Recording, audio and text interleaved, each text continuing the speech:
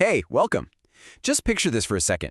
You're taking a nice, relaxed stroll through Murray Park, or maybe walking down State Street with your dog, and you're both just calm, happy, and totally in sync.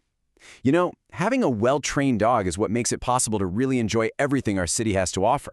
So we're here to help you figure out how to find the right training to make that picture a reality. So here's the game plan for today. We're going to start by talking about what life with your dog in Murray is really like. Then we'll get into what makes a great trainer, look at the different training options and what they cost, cover some essential questions you want to ask, and finally, wrap up with some important local rules and resources.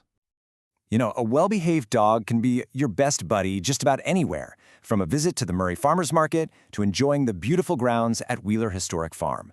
The whole point of training is to get your dog ready for real life, right here in our own community. And really, this is what it all boils down to. This is about so much more than just commands like sit and stay. Good training actually builds this incredible bond that makes every single walk, every outing, and even just quiet moments at home more enjoyable for both of you. It just lowers the stress level so you can focus on having fun together.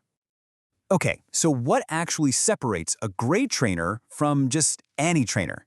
Well, it really comes down to two big things: the methods they use for training and their professional credentials. What we're looking for is someone who uses humane, effective techniques and, has the education to prove they know what they're doing. You're going to hear this term a lot, and for good reason. Positive reinforcement is really the standard in modern dog training. Basically, it means instead of punishing your dog for doing something wrong, you reward them for doing the good stuff.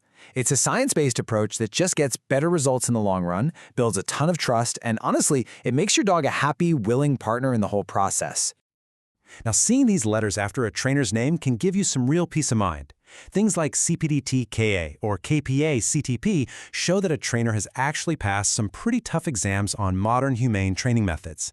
And if you're dealing with more serious issues like severe anxiety, a credential like IAABC-CDBC tells you they have specialized expertise in that area. All right, let's talk about the practical side of things, the different ways training is actually done, and what you can expect to invest. This should really help you find a program that works for your dog, your specific goals, and, of course, your budget. For the most part, you've got two main choices. Group classes are awesome for socialization, and they're usually more affordable. Private sessions, on the other hand, give you that focused, one-on-one attention, which is perfect if you're trying to work through some specific challenges you're having at home.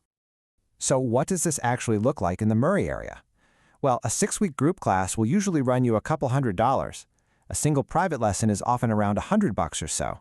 And then for more intensive help, you have things like board and train programs. But as you can see, those are a much bigger investment.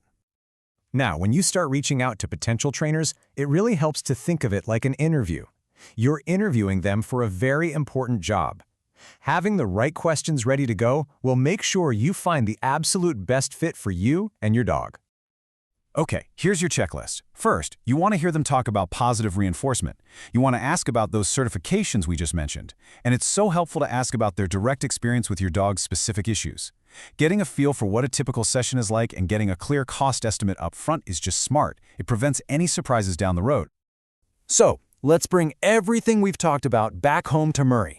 Knowing the local rules and, just as important, where you can go to practice all these new skills is a huge part of being a fantastic dog owner in our city. Here's a simple but really critical local rule.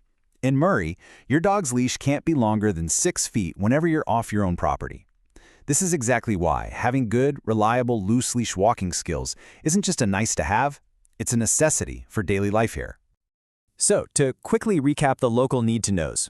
Always use that 6-foot leash. Make sure your dog's rabies vaccination is up to date. That's a state law.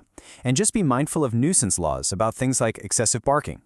And hey, one nice thing is that you don't have to worry about a general dog license here in Murray or Salt Lake County, which simplifies things a bit. And remember, the training doesn't stop when the class is over. You've got to practice in the real world. The Murray City Dog Park is the place to go for legal off-leash time, while beautiful trails like the Murray Parkway and Jordan River Parkway are just perfect for nailing that leash walk with some real-world distractions. So just take a second to really think about this. What does that better life look like for you? Is it calmer walks? Is it having friends over without all the chaos? Or maybe it's just feeling a deeper connection with your dog. When you have that vision in your head, it makes all the effort feel completely worth it. Finding that right trainer, that's your first big step. We really wish you the best on this journey. Before you know it, you'll be enjoying those easier walks, those calmer moments at home, and so many more wonderful outings all around our beautiful city.